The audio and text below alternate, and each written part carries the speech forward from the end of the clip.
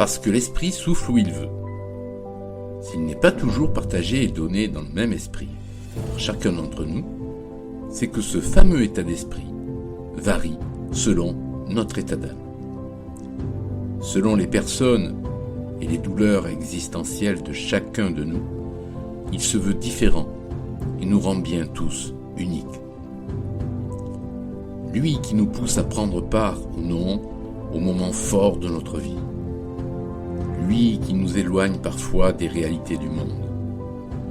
Lui qui nous rend compte parfois de nos jugements sont faussés de par son détournement inconscient ou volontaire, dicté par notre état d'être.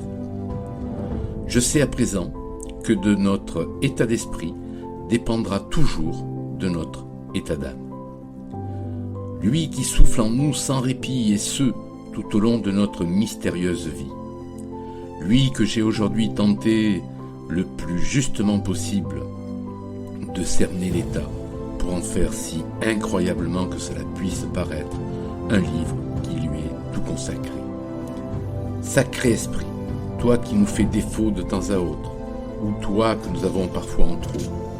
Sacré esprit, toi qui nous es si cher et si bon, alors que tu es notre guide ignoré de notre conscience, notre souffle qui fait tant de bruit dans nos crânes. On t'accable parfois d'être malsain, c'est te faire porter une casquette dont tu te passerais bien.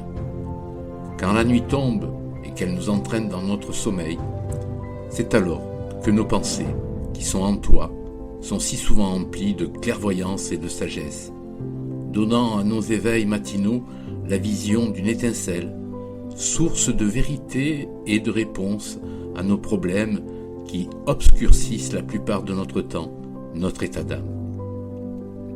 Qu'il en soit ainsi, je ferai de toi, esprit, mon flambeau pour affronter les malins de mes nuits et de mes jours, qui, à la vue de ma conscience éclairée, s'écarteront expressément de mon chemin.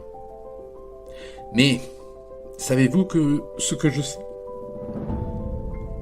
Que mon esprit véhicule dans le temps, que mon esprit est présent dans mes paroles, que mon esprit m'aide à saisir les opportunités, que mon esprit m'imprègne de sérénité, que mon esprit m'oblige à l'honnêteté, que mon esprit me pousse à l'espérance, que mon esprit a estompé mon orgueil, que mon esprit a foudroyé mon arrogance, que mon esprit a balayé ma colère, que mon esprit m'aide à rêver, que mon esprit me fait découvrir le succès, que mon esprit protège mon destin, que mon esprit renforce l'estime de moi, que mon esprit transcende mon amour, que mon esprit insuffle en moi de la générosité.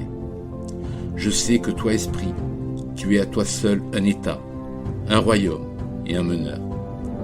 Je sais que je peux aller vers toi sans crainte. Mon être tout entier en sera peu à peu purifié. Je me dois de croire en toi pour faire que mon âme ne se perde dans d'insupportables tourments qui dérangent ma sublime vie. Et si je sais tout cela, c'est que je crains que tu ne puisses me quitter, car aujourd'hui, je te dois ce que la vie m'a donné avec abondance, bonté, générosité et amour. Ce qui est l'esprit tout naturel d'un principe fort et qui fait à présent ma force, je suis enfin devenu moi-même. En t'ayant trouvé, j'ai pu enfin donner du souffle à ma somptueuse vie. Et voilà que l'esprit d'une idée m'a poussé à te rendre hommage, parce que j'ai découvert les lieux sacrés dans lesquels tu me défiais. C'est donc à travers toi, esprit, et les 5 chapitres de ce livre, que je vais amener mes lecteurs à concevoir que l'esprit est un état d'être à lui tout seul.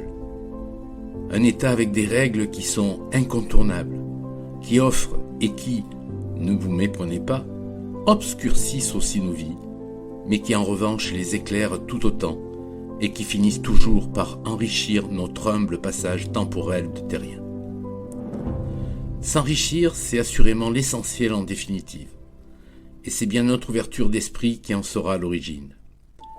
Dans tous les cas, c'est le profond sentiment de sa présence qui me pousse à vous le faire découvrir, sous des aspects bien différents, mais ô combien subtils, que je vous rappelle ici que cet ouvrage lui est entièrement dédié.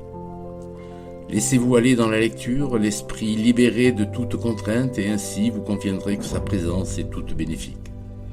Lui seul sera en mesure de savoir si cela est bon pour lui.